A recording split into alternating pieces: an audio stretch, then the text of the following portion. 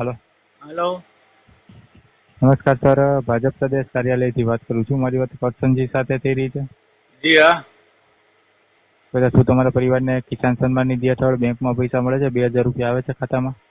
वो एक कारक आवे છે બરહમાં ઓકે સર, એકાદી વાર આવે છે। 3 હપ્તા તો પૂરા આવતા નથી। સર નોટ કરી લઉં છું. આ છેલ્લો હપ્તો આવ્યો કે? આ છેલ્લો હપ્તો હમ છેલ્લો હપ્તો તો કઈ જોયો નથી। નથી આવ્યો? કઈ ખબર નથી બાપા। ઓકે સર, એના પહેલાનો?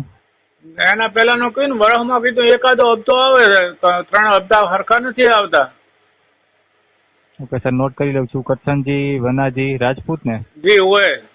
તમારે જોવરાવવું હોય તો તમારે જોવરાવવું હોય તો જોવરાવી લેજો। ખેડૂતોને આવી રીતે ક્ષેત્રો મત અને ખેડૂતોને જો આપવા હોય તો 4 મહિના 3 હપ્તા આપો, નકા પછી ખેડૂતોને બનાવો મત। કોણ વસેટીએ ખાઈ જાય છે? તમારા ભાજપના નેતા કોઈ ખાઈ જાય છે? ભાજપના કાર્યકર્તા ખાઈ જાય છે? અને ગરીબ ખેડૂતો સુધી પહોંચતા નથી। ખેડૂતોને મોંઘવારીમાં તો મારી નાખ્યા છે। ખેડૂતોને અત્યારે હાલત કફોડી થઈ ગઈ છે। આટલું અતિવૃષ્ટિ થાય, માથે માવઠા થાય, કમોસમી વરસાદ થાય અને નેતાઓ બધા ખોટા વાયદા ખોટા વચનો આલી અને દિલાસા આલી વળીને ખેડૂતોને ઉલ્લુ બનાવે છે। આવું શું કામ કરો છો બાપા? ખેડૂતો માથે તો આખો દેશ નભે છે। કૃષિ પ્રધાન દેશ છે ભારત દેશ, કૃષિ પ્રધાન દેશ છે। ખેડૂતોની અત્યારે આવી પરિસ્થિતિ ન હોય। શું મોદી સાહેબ બોલ્યા હતા કે પહેલી મીટિંગમાં ખેડૂતોનો દેવું માફ કર્યો, હજી સુધી તો કોઈ કોઠાઈ કર્યો નથી અને પાછા હજી ઉપરથી ફોન કરી તમે આવું કરો છો। હવે અમારે ફરિયાદ કરવી પડશે મોદી સાહેબ ઉપર। તમામ ગુજરાતના ખેડૂતોને અને દેશના ખેડૂતોને આંદોલન કરવા પડે છે। આ નથી જાણતા બધા।